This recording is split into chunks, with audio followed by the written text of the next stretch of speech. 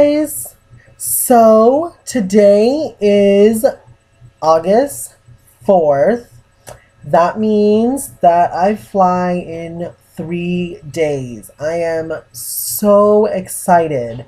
A lot of things have happened in the last 24 hours, and I feel like it's really, really important that I catch you up or I document it. More like I document it because I don't know who's watching, and I doubt anybody is.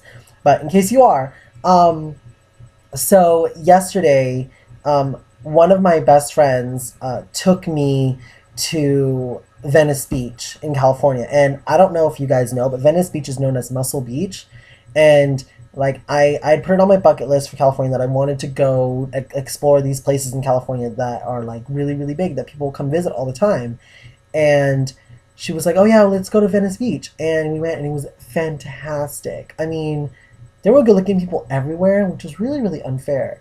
And I've never smelled that much pot in my entire life. Like literally, every step you take, you can smell the strongest smell of pot. And there were like marijuana dispensaries like every 2 feet. It was crazy. But I mean, the houses were gorgeous. Like these are beachfront properties, you guys. If you live or you've been to Huntington Beach or the beach, like the beach area of Huntington Beach, you'll see that there are houses and then there's like a stretch and then there's the beach. These houses in Venice Beach, they're like literally on, like, they're right there. Like, it's like not even a second walk to the beach. Like, you get out of your house and bam, the beach right there. It's so crazy. They're beachfront and they all look so unique and different. They're not like at all, like, they don't have like a standard model. So I'm assuming they don't have a city contractor. That's probably why. Because they all look wildly different from each other, and it's crazy. They're gorgeous. Some of these houses are like amazing, and there's some apartments there too, and there's like a hotel or something like that. But I mean, they all looked fantastic and they all looked great, and I loved it, loved it, loved it. It was the beautiful thing. It was so beautiful to look at and stuff. And then after Venice Beach, we went to she surprised me by taking me to the Chinese theater. But I'm more excited about the Hollywood Walk of Fame because I didn't know. I thought we were gonna go straight to WeHo, which is West Hollywood, which is like a really really big thing on my list. Um, but like the Hollywood Walk of Fame was amazing just to see the stars like on the ground as you walk by, and then like the Chinese theater with all the handprints and shoe prints are. It's like it's really good. I felt like a really like a total tourist until I tried to buy food. They were selling, do you know those hot dogs that are like wrapped in bacon? They were selling me those like one for $4. I was like, are you freaking kidding me?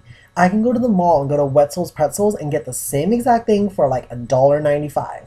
I am not stupid. You cannot fool me. So yeah, I didn't buy any souvenirs, by the way, because I was like, I don't really love Hollywood that much. I love WeHo much more. And then after that, this is what I really want to talk about. We went to WeHo.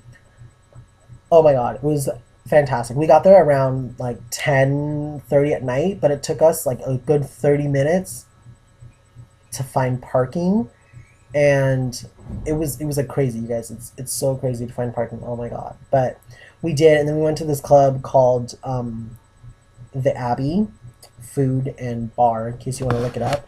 It's a really big hip happening like gay club, and it's like, oh my, it was so fun.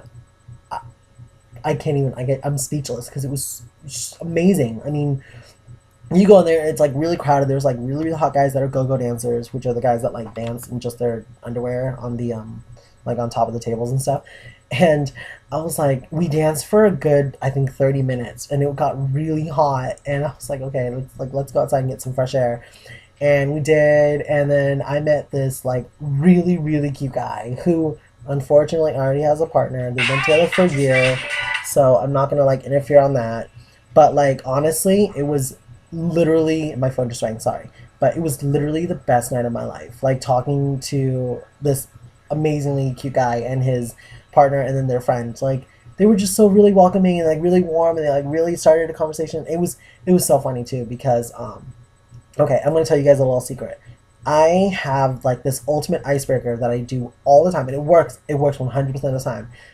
I find a cute person, like a cute guy, or if I'm at a party and I don't know somebody, I don't usually do it at parties. I do it to strangers more often.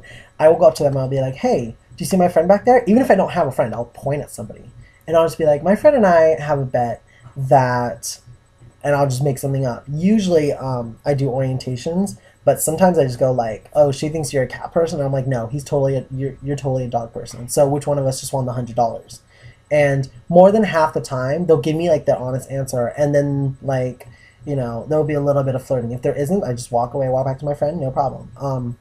But in this case, I went up to him and I was like, "Hey, so I'm so sorry about it." He was standing all by himself. You have no idea. Okay, he's all by himself, just like just standing there all by himself. And I felt so bad because it was, I mean, he's been there all by himself since we walked in. And so I was like, okay, I'm going to go talk to him. So I go up to him and I'm like, "Hey, I'm so sorry to bother you, but my friend back there, do you see her?" And then she starts to wave. Of course, my friend. Of course, she starts to wave. And I was like, okay, she says that you're totally gay. And I was like, no, no, no, he's way too cute. There has to be straight guys here. He must be a straight guy. Because straight guys come to gay clubs too. It's cool. So which one of us just won the $100? And before you answer, I already lost $500 tonight. I can't lose any more. I haven't lost anything. And then he like looks at me and he's like, and he's from Mexico. He's been in California for 5 years, but he's from Mexico, so he has like that Mexican accent.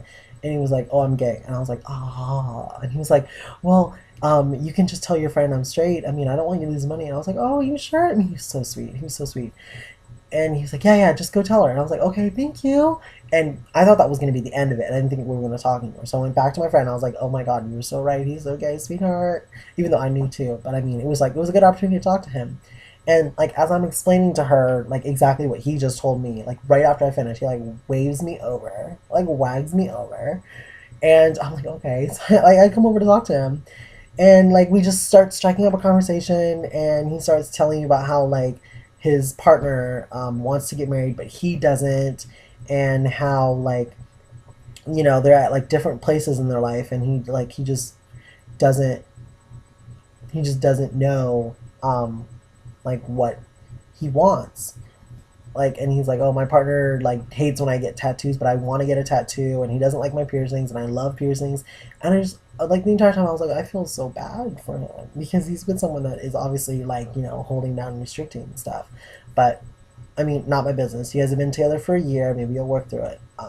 Point is, he was totes adorbs. And so was his friend that came, and so was his partner. They were just like the three cutest bunnies I've ever seen in my life. They were totes adorbs. And it was, oh, it was amazing. It was a good night. And then I got home at like 2 in the morning. Actually, 2:30, I think. Yeah, because it took me a while. And then I know that I didn't actually lay down in bed until 3 because I had to, like, I had to drink a lot of water. I was, uh, I was getting, like, really, like up here. And I was like, "Oh, I can't do this." So yeah.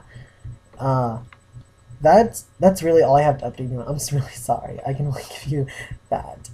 But today is my packing. Oh my God, my phone is going off again. Today is my packing day, so I'm gonna see how much packing I can get done. I'm supposed to have a packing partner that's supposed to show up and help me, but if he doesn't, I'm on my own. I don't know if I want to do this on my own. I might just put it off until tomorrow. Um, Tomorrow, which is Monday, is my going away dinner slash party slash thing.